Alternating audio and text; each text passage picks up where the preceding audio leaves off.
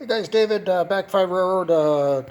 Hey, in these series that I'm kind of showing here, I'm just trying to show some of the mistakes I've made when building railroads. And some of the mistakes I'm still making. I made another mistake here yesterday. Yesterday I spent the day, I ended up removing, there was a crossover here. This is hand laid, rehand laid, but there was a crossover there to there. You kind of see where it still needs some more ballast. And I ended up moving it, about 2 feet down the line here.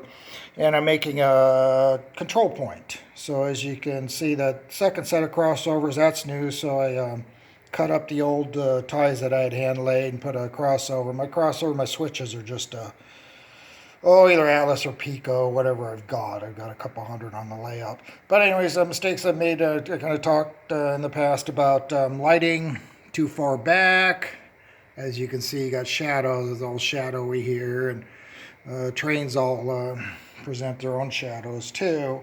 And I'm going to show you just the opposite direction here. Give me a second.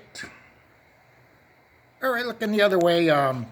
What I wanted to do when and just redoing this layout, parts of the layout, is I really love signals, but the problem is you really have to think about where your signal is going to be. So you put a switch in and you put a crossover in.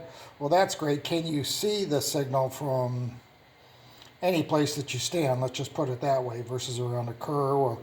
Well, you place one signal, you see one signal, but you can't see the back side of the other signal. So here I decided to put a control point in kind of in the center portion of this lower level area, which came out great. I was super happy with it. I put in the crossovers. That's great.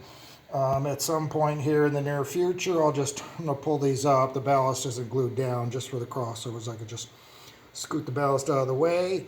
But I wasn't thinking I got to put tortoise switch machines in here.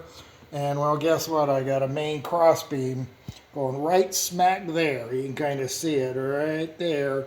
So I can't drop in a tortoise. I lucked out on the other three, but I'm not able to drop in a tortoise, and I'll go underneath the layout. So it's right there, and that sucker is right there. So another thing you gotta think about, where to put your crossovers so they're not, well, if you're gonna power them up, you gotta think about what's underneath the darn thing. So anyways, going back here, I'll show you where I'm at. Rehand laying about 6 feet on this track here. It kind of goes around the curve, 6 feet on this one too.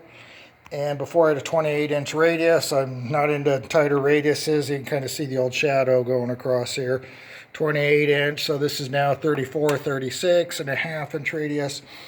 That's going to curve around, and then it'll go into a new area where I'm going to use just plywood and then cork. I'll go into cork and use code 83. Just Atlas Flex Track. Waiting on a switch, Pico switch right there. But again, strongly suggest how not to do a layout. This is all going to come out. This mess here, bring them back at least 3 inches away from the backdrop. And no tracks up front, closer than maybe, in this area might have a track fairly close, just for about 2 feet or so, but the rest of the main line is going to be probably about 6 inches away from the fascia board. So that's where I'm at. This is kind of how not to do things and kind of showing you things that I come across along the way. So hey, take care you guys. Back by railroad.